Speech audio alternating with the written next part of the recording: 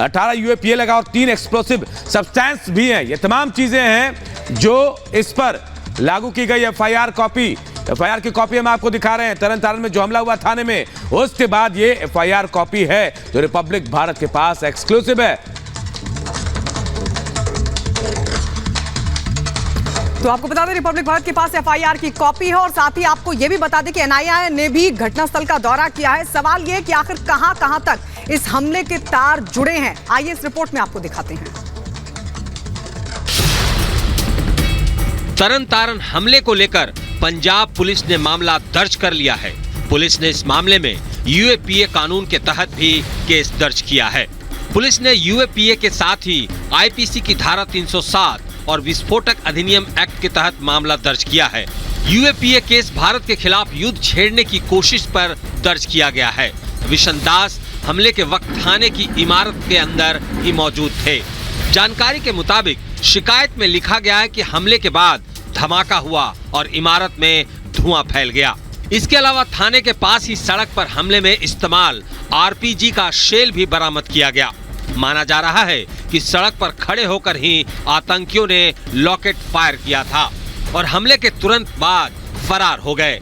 आपको बता दें कि पाकिस्तान सीमा से करीब 30 किलोमीटर दूर तरन तारण के सरहाली थाने पर रॉकेट लॉन्चर से हमला किया गया था। Bureau report, Republic Bharat.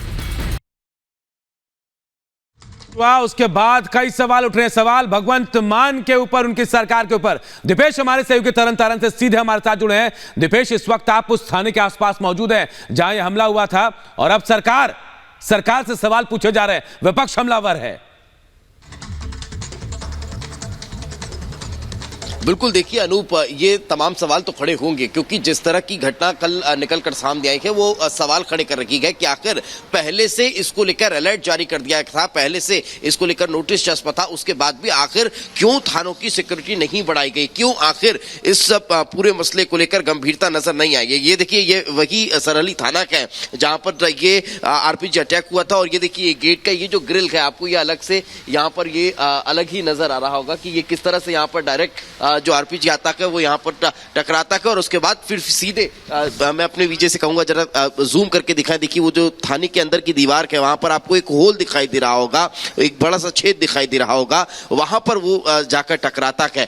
इसके अलावा ये जो ये गेट के साइड की जो दीवार है यहाँ पर भी आपको जो उसके निशान है वो साफ तौर पर दिखाई देंगे कि किस तरह से यहाँ पर ये जो अटैक है वो हुआ था। और उसके बाद अब जो सुरक्षा व्यवस्था बढ़ाने की बात कही जा रही है, हर थानों को सिक्योरिटी देने की बात कर रही है, लेकिन सवाल यही खड़ा होता है अनूप कि आखिर जब पहले से इसको लेकर नोटिस चस्पा किया गया था, ये देखिए ये जो यहाँ पर ये आपको एक ये नोटिस दिख रहा है जिसे फाड़ दिया गया है, रिपब्लिक भारत ने सबसे पहले ये दिखाया था। यहाँ पर वो 15 अक्टूबर को ये नोटिस चस्पा होता है, इसमें साफ तौर पर लिखा होता है कि थानों को टारगेट किया जाएगा, उनको निशाना बनाया जाएगा, लेकिन उसके बाद भी यहाँ पर जो सुरक्षा व्यवस्था है वो चाक-चौबंद नहीं की जाती है, सिक्योरिटी जो है वो नहीं बढ़ाई जाती है।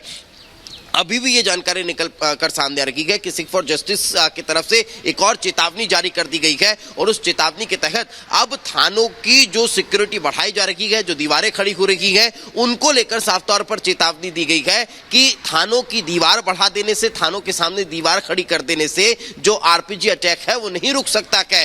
ये इसको लेकर अब कहीं ना कहीं चेतावनी भी दी जा रही है खुलकर जो सिख फॉर जस्टिस का वो। बिल्कुल दीपेश, आप लगातार वहां पर बने रहिए और हमें अपडेट लगातार देते रहिए, लेकिन तरन तारण में अब लगातार इस पूरे हमले की जांच भी तेज कर दी गई है।